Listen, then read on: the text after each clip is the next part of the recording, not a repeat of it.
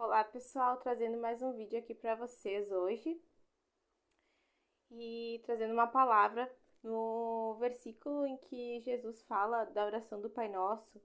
Ele diz: Venha a nós o vosso reino e seja feita a tua vontade.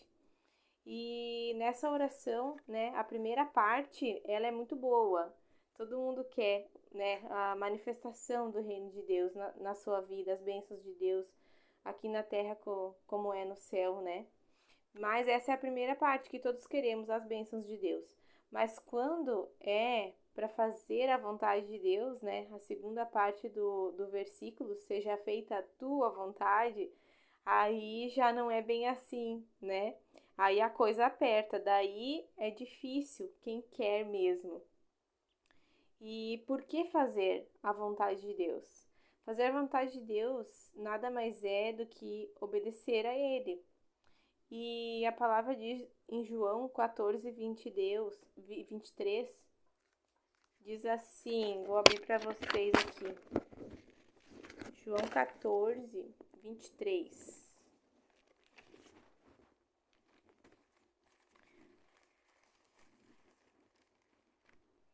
Aqui. Diz assim: Jesus respondeu-lhe: Se alguém me ama, guardará a minha palavra, e meu Pai o amará, e viremos a ele, e faremos nele morada. Quem não me ama, não guarda as minhas palavras. Então, o que diz aqui basicamente é isso, né? Que quem ama a Deus é quem obedece a Ele, é quem ouve as palavras que Ele fala, quem acata aquilo que Ele diz. E seguir a Deus, ser um discípulo, é obedecer a Ele, é ouvir e é praticar. E Deus, ele diz que não leva em conta o tempo da ignorância. Em Atos 17:30 está isso, diz que Deus não leva em conta o tempo da ignorância.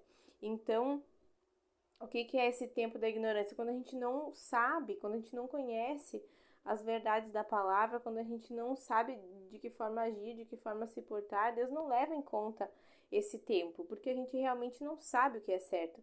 Mas a partir do momento que a gente sabe o que é certo, que o conhecimento chega na nossa vida, a ignorância vai embora. E nesse momento, então, vem a nossa decisão de fazer aquilo que é certo, de escolher obedecer a Deus, de escolher obedecer a palavra. Mas não é o que é certo para nós, é o que é certo para Deus. E isso significa abrir mão, muitas vezes, das nossas próprias vontades e daquilo que a gente quer fazer pela nossa própria natureza. E é exatamente nesse ponto que encontramos a verdadeira alegria, porque existe sim uma plenitude no cumprimento do nosso propósito. Nós fomos criados por Deus para viver como Ele deseja. Então, nós obedecendo a Ele, nós vivendo da maneira que Ele diz para nós vivermos, é onde nós vamos atingir a plenitude do nosso ser, da nossa vida. E quando a gente se coloca na vida debaixo da vontade dele, a gente está no lugar certo, fazendo a coisa certa. É o lugar aonde a bênção nos alcança, aonde a proteção nos cerca, aonde a provisão de Deus chega, aonde a alegria brota. É como se a gente estivesse debaixo da bênção. E quando a gente não faz a vontade de Deus, sabendo aquilo que é certo, mesmo assim a gente não faz, a gente mesmo que se coloca fora da bênção de Deus. E é onde as portas que o diabo entram, né? Então, cada vez na nossa vida que a gente não faz o que Deus diz que é certo, né? Não age de acordo com a palavra de Deus, ali existe uma porta para o diabo entrar na nossa vida e para ele fazer bagunça, para ele fazer entrar. O diabo não pede licença, né? Ele entra, ele arromba a porta e ele veio para roubar, matar e destruir. Então, a destruição começa a acontecer na nossa vida onde o diabo encontra uma porta aberta. Mas em Hebreus 12:1 diz que é para nós nos livrarmos dos embaraços. E eu vou abrir aqui para ler Hebreus 12:1.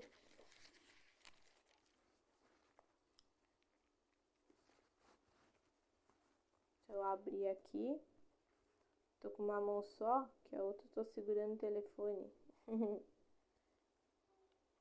Hebreus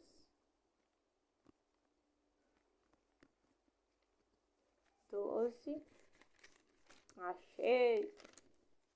Diz assim, Hebreus 12:1. Portanto, nós também, que estamos rodeados de uma tão grande nuvem de testemunhas, deixemos todo o embaraço e o pecado que tão de perto nos rodeia e corramos com paciência a carreira que nos está proposta.